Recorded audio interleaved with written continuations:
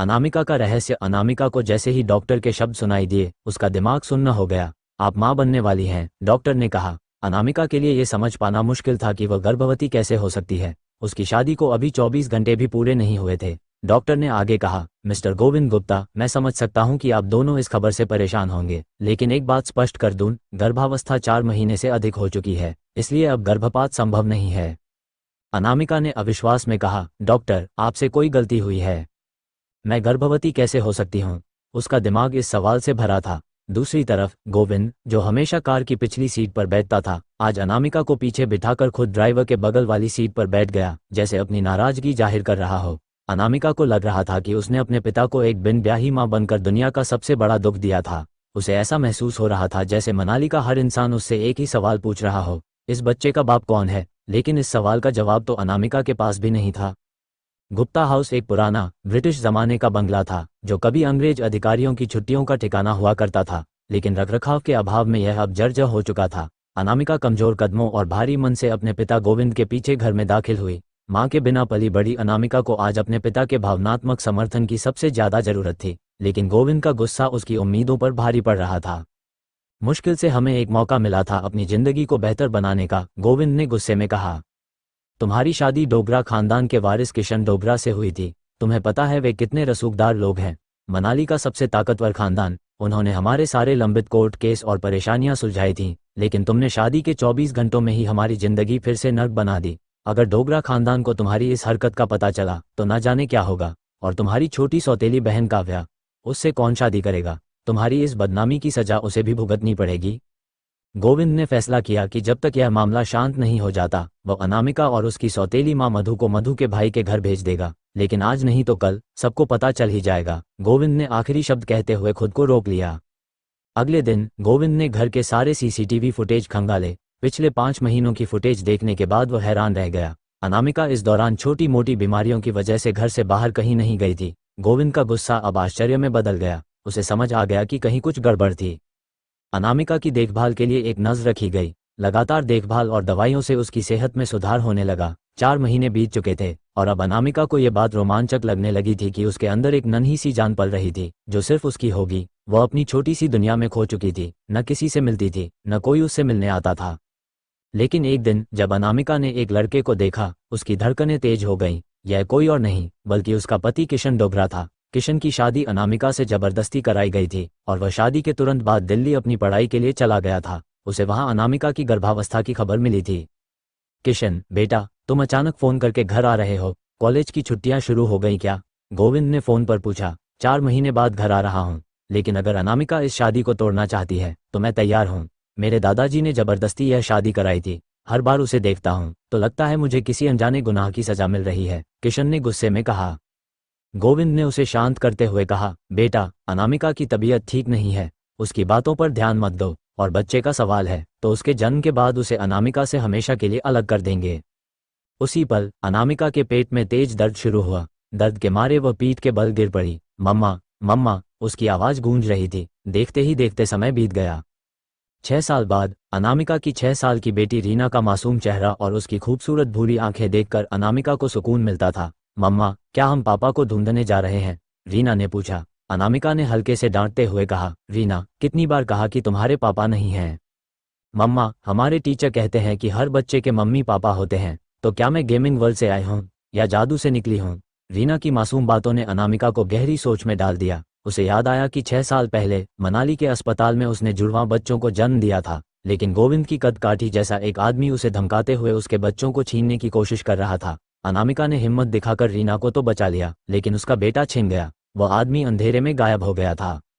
अनामिका की मौसी ने उसे और रीना को बचाकर बेंगलुरु ले गई थी। इन 6 सालों में अनामिका पूरी तरह बदल चुकी थी। हार्मोनल असंतुलन की वजह से फूला हुआ उसका शरीर अब सामान्य और आकर्षक हो चुका था। शिफॉन की साड़ी में वह किसी फिल्मी अभिनेत्री से कम नहीं लगती थी। एयरपोर्ट पर किशन उसे लेने आया था। हाय मिस गजब, लगता है आप पहली बार मनाली आए हैं। अगर पहले आए होती तो मेरी नज़र से बच नहीं पाती, किशन ने हल्की मुस्कान के साथ कहा। अनामिका ने उसे देखा और गुस्से में थप्पड़ मारने का मन हुआ, लेकिन रीना के सामने उसने खुद को रोका। मैं अनामिका गुप्ता हूँ, जिसे आप पिक करने आए हैं, उसने शांत स्वर में कहा। किशन सकपका गया। अरे वो, मैं टैक्सी में भेज दूंगा, आप मेरी कार में चलें।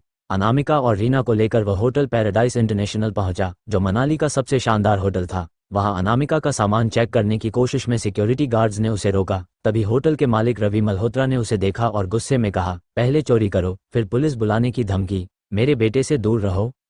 अनामिका हैरान थी, मैं आपके पास कब आई? यह आपकी बदतमीजी है, उसने जवाब दिया। रवि ने कहा, मैं जानता हूं, तुम मेरे बेटे आरव के जरिए मुझ तक पहुंचना चाहती हो। मेरे परिवार वाले मेरी शादी करवाना चाहते हैं, लेकिन मुझे अपने बेटे के लिए सौतेली मां नहीं चाहिए।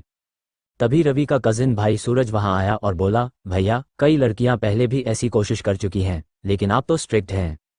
उधर गुप्ता हाउस में काव्या के जन्मदिन की पार्टी चल रही थी।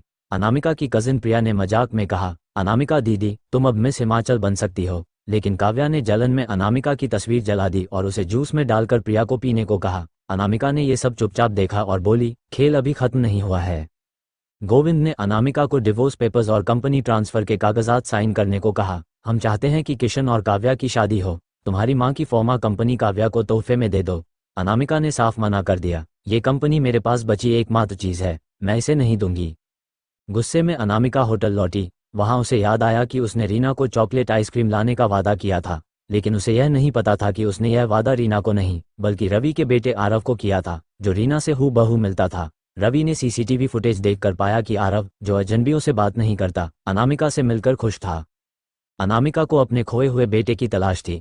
उसने अपने स्कूल के दोस्त पवन से, जो अब मनाली पुलिस में सब इंस्पेक्टर था, मदद मांगी। पवन ने बताया कि डोगरा खानदान का नाम मनाली के हर गलत काम में आता है। अनामिका को एक आइडिया आया, वह किशन के जरिए अपने बेटे तक पहुंचने की कोशिश करेगी। अनामिका का अगला कदम क्या होगा? क्या वह अपने बेटे को ढूंढ पाएगी? क्या रवि और आरव का अनामिका की जिंदगी से कोई गहरा रिश्ता है? ये रहस्य अगले हिस्से में खुलेगा। चलिए शुरू करते हैं पिछले हिस्से का सार। अनामिका, एक ऐसी युवती जिसकी शादी किशन डोगरा से जबरदस्ती कराई गई थी, को पता चला कि वह 4 महीने की गर्भवती है, जबकि उसकी शादी को अभी 24 घंटे भी नहीं हुए थे। ये रहस्य उसे और उसके पिता गोविंद गुप्ता को सदमे में डाल देता है। 6 साल बाद अनामिका एक मशहूर न्यूरोसर्जन बन चुकी है, जिसकी बेटी रीना उसका सहारा है। लेकिन उसका एक बेटा, जो जुड़वां बच्चों में से एक था, जन्म के समय अस्पताल से चोरी हो गया था।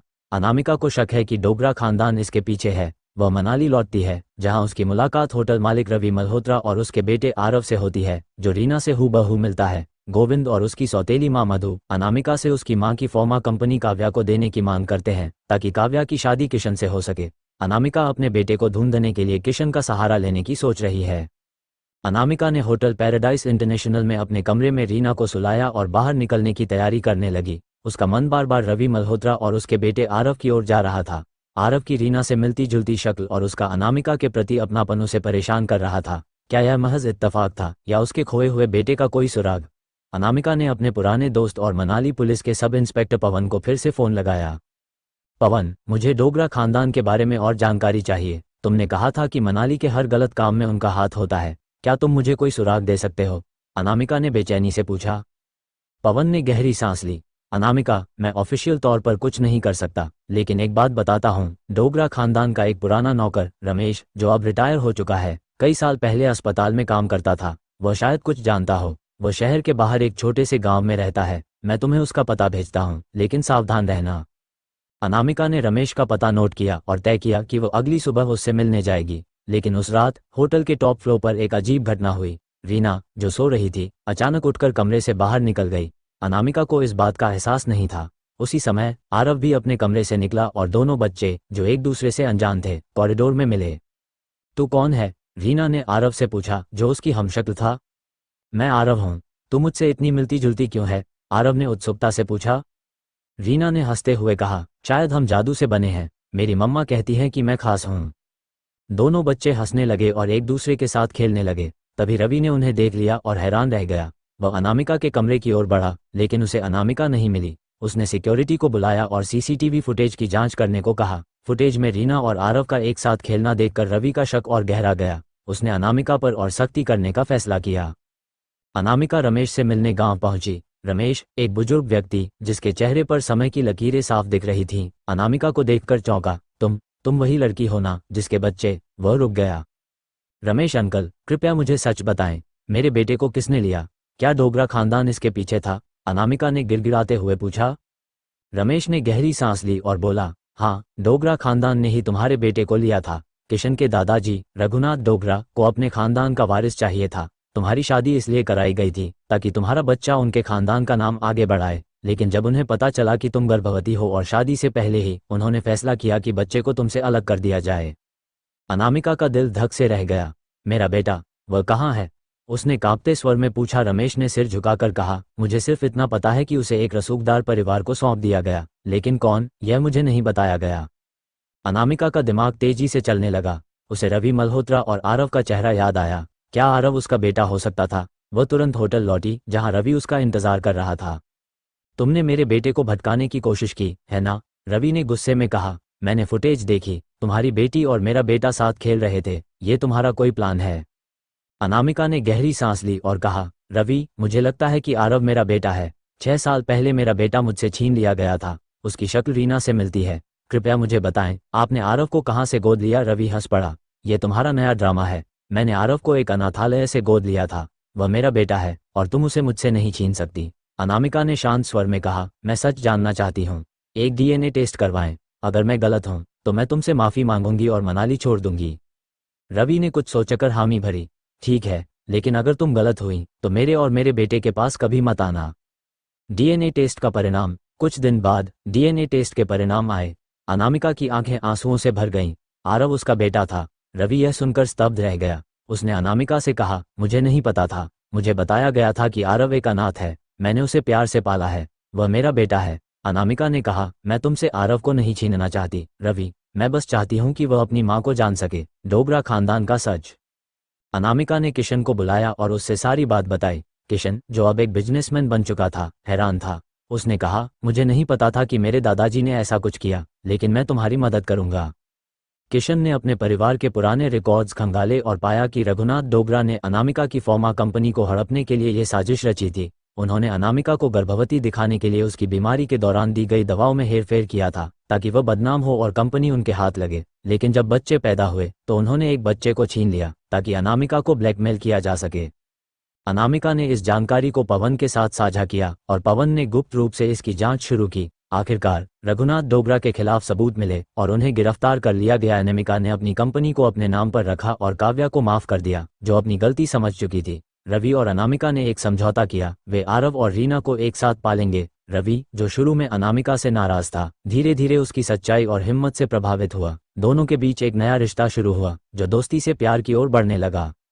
रीना और आरव, जो अब अपने भाई बहन के रिश्ते को समझ चुके थे, खुशी खुशी एक साथ खेलते थे। अनामिका को आखिरकार अपनी जिंदगी की सबसे बड़ी पहेली का जवाब मिल गया था। उसने अपने बच्चों के साथ एक नई शुरुआत की जहां प्यार और सच ने हर दुख को मात दी। अनामिका को पता चला कि उसका खोया हुआ बेटा आरव रवि मल्होत्रा का गोद लिया हुआ बेटा है। डीएनए टेस्ट ने इस सच को पक्का कर दिया। किशन की मदद से अनामिका ने डोगरा खानदान की साजिश का पर्दाफाश किया, जिसमें रघुनाथ डोगरा ने उसकी फार्मा कंपनी हड़पने और उसके बेटे को छीनने की योजना बनाई थी। रघुनाथ की गिरफ्तारी हो गई और अनामिका ने अपनी कंपनी को बचाते हुए रवि के साथ एक समझौता किया जिसमें वे रीना और आरव को एक साथ पालेंगे। रवि और अनामिका के बीच दोस्ती गहरी होने लगी थी। नया अध्याय। एक अनजान खतरा। अनामिका, रीना और आरव अब मनाली के एक शांत और खूबसूरत कॉटेज में रहने लगे थे। रवि ने अनामिका को अपने होटल पैराडाइज इंटरनेशनल का मैनेजमेंट संभालने का प्रस्ताव दिया था ताकि वह अपनी न्यूरोसर्जरी की प्रैक्टिस के साथ साथ कुछ नया कर सके। अनामिका ने इसे स्वीकार कर लिया और दोनों के बीच का रिश्ता अब सिर्फ दोस्ती से आगे बढ़ रहा था। रीना और आरव, जो अब अपने भाई बहन के रिश्ते को समझ चुके थे, स्कूल में साथ पढ़ने लगे और एक दूसरे के साथ अटूट बंधन साझा करने लगे। लेकिन शांति ज्यादा दिन तक नहीं टिकी। एक रात जब अनामिका होटल में देर तक काम कर रही थी, उसे एक अनजान नंबर से कॉल आया। फोन उठाते ही एक भारी आवाज बोली, अनामिका गुप्ता, तुमने डोगरा खानदान को बर्बाद करने की बहुत बड़ी गलती की। रघुनाथ तो सिर्फ एक मोहरा था, असली खिलाड़ी अभी बाकी है। अपने बच्चों को संभाल कर रखो, वरना। अनामिका का दिल धड़कने लगा। उसने तुरंत रवि को फोन किया। रवि, मुझे अभी अभी एक धमकी भरा कॉल आया। कोई डोगरा खानदान की बात कर रहा था। मुझे लगता है ये खतरा अभी खत्म नहीं हुआ है। रवि तुरंत कॉटेज पहुंचा। उसने अनामिका को शांत करते हुए कहा, तुम चिंता मत करो, मैं सिक्योरिटी बढ़ा देता हूं, लेकिन हमें यह पता करना होगा कि यह कॉल किसने किया। अगले दिन अनामिका को होटल में एक नई मेहमान मिली, माया मल्होत्रा। माया रवि की दूर की रिश्तेदार थी जो हाल ही में लंदन से लौटी थी। वह एक चुलबुली, आत्मविश्वास से भरी महिला थी जो होटल में एक इवेंट मैनेजर के तौर पर काम करने आई थी। लेकिन अनामिका को माया की मुस्कान में कुछ छुपा हुआ लग रहा था। माया ने रीना और आरव से मुलाकात की और बच्चों के साथ जल्दी घुल मिल गई, जो अनामिका को और शक पैदा करने लगा। एक दिन जब अनामिका होटल के पुराने रिकॉर्ड्स चेक कर रही थी, उसे एक पुराना दस्तावेज मिला जिसमें रवि के होटल और डोगरा खानदान के बीच एक पुराना बिजनेस डील का जिक्र था। दस्तावेज में एक नाम बार बार आ रहा था, विक्रम डोगरा, किशन का बड़ा भाई, जो कई साल पहले परिवार से अलग हो गया था और अब कथित तौर पर विदेश में रहता था। अनामिका को शक हुआ कि शायद वही धमकी भरे कॉल के पीछे हो। अनामिका ने किशन को बुलाया और पूछा, किशन, तुम्हारे भाई विक्रम के बारे में मुझे सब कुछ बताओ। वह कहाँ है और क्या वह डोगरा खानदान की साजिश में शामिल था? किशन ने सिर झुकाकर कहा, विक्रम ने कई साल पहले परिवार छोड़ दिया था। उसे दादाजी के गलत कामों से नफरत थी, लेकिन मुझे नहीं लगता कि वह तुम्हें धमकी देगा। वह अब दुबई में एक बड़ा बिजनेसमैन है। अनामिका को यकीन नहीं हुआ। उसने अपने पुराने मैनेजर महेश को फ़ोन किया और विक्रम के बारे में पूछा। महेश ने बताया, बेटा, विक्रम डोगरा ने तुम्हारी फार्मा कंपनी में कई साल पहले निवेश करने की कोशिश की थी। जब तुम्हारी मां ने मना किया तो उसने धमकी दी थी कि वह कंपनी हड़प लेगा। मुझे शक है कि वह अब भी तुम्हारी कंपनी के पीछे है। अनामिका ने फैसला किया कि वह विक्रम से मिलेगी। उसने किशन की मदद से विक्रम को मनाली बुलाया, ये कहकर कि वह कंपनी में हिस्सेदारी के लिए बात करना चाहती है। विक्रम, एक लंबा चौड़ा रौबीला आदमी, होटल पैराडाइज इंटरनेशनल में अनामिका से मिलने आया। तो तुम वही अनामिका हो जिसने मेरे खानदान को जेल भिजवाया? विक्रम ने ठहाका मारकर कहा, मुझे तुम्हारी हिम्मत पसंद है। बोलो, क्या चाहती हो? अनामिका ने सीधे सवाल किया। मेरे बेटे को तुमने छीना था, है ना? और अब तुम मुझे धमकी दे रहे हो, क्यों? विक्रम ने मुस्कुराते हुए कहा, तुम गलत समझ रही हो। मैंने तुम्हारा बेटा नहीं छीना। हाँ, मैं तुम्हारी कंपनी चाहता था, लेकिन बच्चे को छीनने का काम मेरे दादाजी और माया का था। अनामिका स्तब्ध रह गई। माया, रवि की रिश्तेदार? विक्रम ने हंसते हुए कहा, रिश्तेदार? माया मेरी पार्टनर थी। उसने डोगरा खानदान के लिए कई गंदे काम किए। वो तुम्हारे करीब इसलिए आई ताकि तुम्हारी कंपनी के कागजात चुरा सके। अनामिका तुरंत होटल लौटी। उसने रवि को सब बताया। रवि को यकीन नहीं हुआ कि उसकी रिश्तेदार माया ऐसी साजिश रच सकती है। उन्होंने मिलकर एक योजना बनाई। अनामिका ने माया को अपने कमरे में बुलाया और कहा, माया, मुझे पता है कि तुम विक्रम के लिए काम कर रही हो। अगर तुमने सच नहीं बताया तो मैं पुलिस को बुला लूंगी। माया ने पहले हंसने की कोशिश की, लेकिन अनामिका की गहरी काली आंखों में दृढ़ता देखकर वह टूट गई। उसने कबूल किया, हाँ, मैंने डोगरा खानदान के लिए काम किया। तुम्हारे बेटे को मैंने ही अनाथालय में छोड़ा था, जहाँ से रवि ने उसे गोद लिया, लेकिन मुझे नहीं पता था कि वह तुम्हारा बेटा है। मुझे सिर्फ पैसे चाहिए थे। अनामिका ने माया को पुलिस के हवाले कर दिया। विक्रम को भी पवन की मदद से गिरफ्तार कर लिया गया। अनामिका की फार्मा कंपनी अब पूरी तरह सुरक्षित थी। उसने गोविंद और काव्या को माफ कर दिया, जो अपनी गलतियों के लिए शर्मिंदा थे। गोविंद ने अनामिका को गले लगाकर कहा, मुझे माफ कर दो।